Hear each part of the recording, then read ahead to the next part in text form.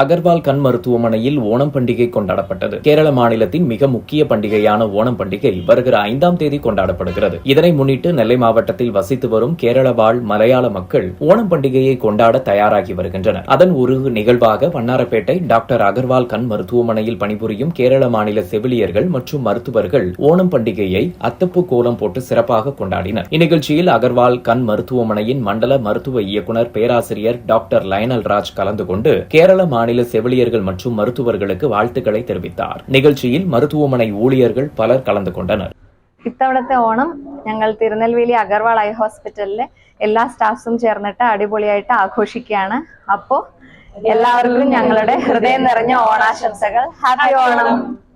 Tirunelveli doctor Agarwal கண் மருத்துவமனை சார்பில் ஓண விழா இன்று சிறப்புடன் ஒழுங்கு செய்யப்பட்டிருந்தது.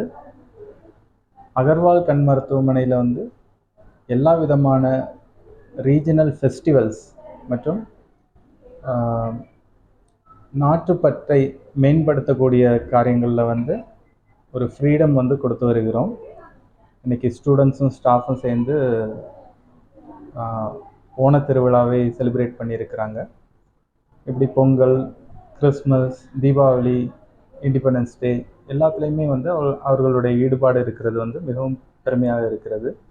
படிப்பும் மருத்துவ சேவையும் மட்டும் இல்லாமல் இப்படி இதர காரியங்கள்லையும் வளர்ந்து வருகிறது மிகவும் பெருமைக்குரிய ஒரு விஷயமாக கருதுகிறோம்.